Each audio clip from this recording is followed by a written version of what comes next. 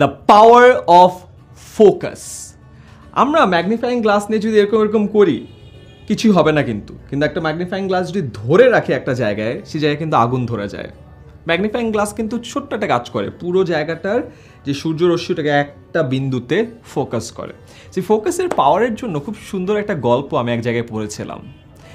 এক কোচ ছিল, কোচ তার সব প্লেয়ারদেরকে এনেছে, এনে যেই রুমটা আছে ড্রেসিং রুমে একটা ছোট্ট এত চিকন একটা তক্তা দুই উঁচু জায়গার চেয়ারের মাঝখানে দিয়ে রেখেছে। তারপরে বলেছে এখন তোমরা সবাই আসো, এক এক করে এই তক্তা পার হবা।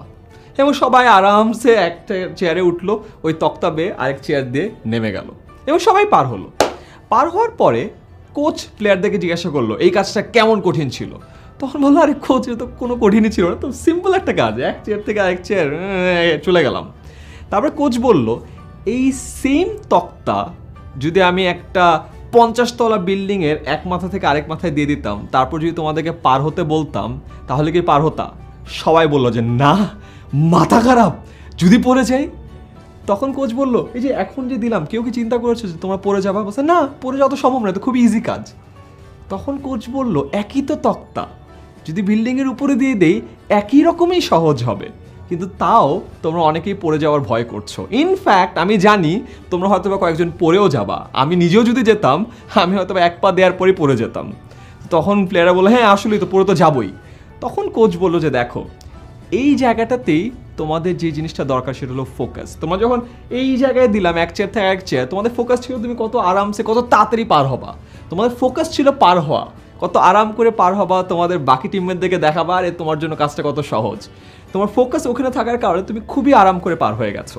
কিন্তু যখন দুই বিল্ডিংয়ের উপরে এই চিকন তক্তাটা দেয়া হবে, তখন তোমার ফোকাস থাকবে পড়ে যাওয়ার উপরে, তখন তোমার ফোকাস থাকবে যদি তুমি পড়ে যেয়ে মারা যাও সেটার উপরে। এবং তোমার ফোকাস যেহেতু পড়ে যাওয়ার উপরে থাকবে, তোমার ফোকাস যেহেতু মারা যাওয়ার উপরে থাকবে, তুমি আসলেও পড়ে যাবা, আসলেও তোমার পা কাঁপবে, আসলেও তোমার গলা শুকিয়ে যাবে এবং তুমি পড়ে যাবে। সো অলওয়েজ মনে রেখো, তোমার ফোকাস যেখানে থাকে তুমি ওই কাজটা খুব ভালো করতে পারো। সো তোমার ফোকাস যদি তুমি পজিটিভ চিন্তাতে দাও, তোমার লাইফে আসলেও পজিটিভিটি গ্রো করবে।